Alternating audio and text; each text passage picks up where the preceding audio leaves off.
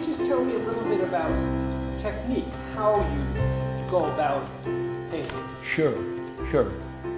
I work almost always here in my studio pieces from photographs, and I compose and edit the photograph in Lightroom and Photoshop, and I put a grid on it, and then I put a grid on the canvas, and that is a huge aid to drawing in terms of seeing things relationally and in terms of scale. And drawing still remains a huge problem. I mean, you can have the grid and you start, something is in this corner of that grid and something's up here. Wait, they're supposed to be this close together. You know, that it's not easy. But anyway, but I really like doing that, and it's important to me to draw by hand. I think there's a quirkiness that results in the image. The image isn't one fluid, very consistent snapshot. It's a little bit out of joint. You know, there's something, there's a unexpected raggedness or something that's really important to me. And I know, I mean, I've had friends say, why don't you project the image?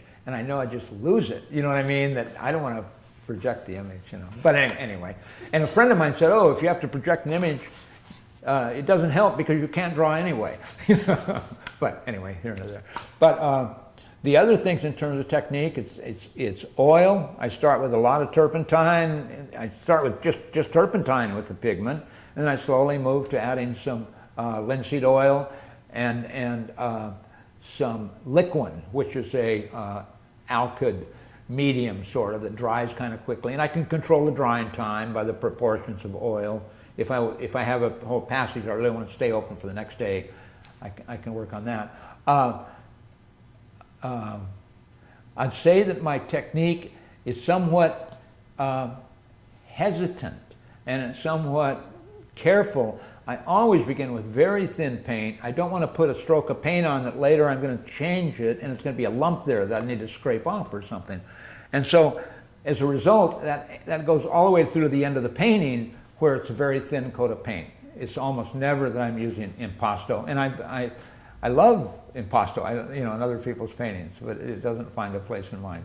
And I build my own stretcher bars in almost all cases, and I like the idea of building a stretcher bar, and I often use unprimed linen, so I have to put rabbit skin glue on it, oil priming white, and then I've made a canvas that's already a thing of value. It's a respectable object, you know, and so then as opposed I go to Dick Blick and buy the canvas, you know, but I can't buy linen there, primed and stretched. But the idea of having a respectable object to begin with, it raises the stakes. You know what I mean? You've got some skin in the game already. Yeah, okay.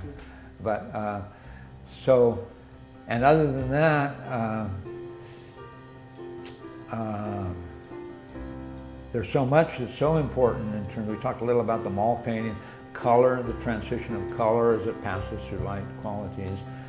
In my paintings, looking through water, the idea of working with water and separating the elements in the water. There's a form you can see to the waves. I mean, you could really carve the waves, you know.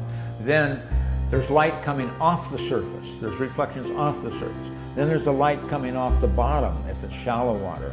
And so and then if there's, let's say, a patch of dark seaweed on the bottom, how does it look when it's under a light part of the wave or when it's under the back of the wave?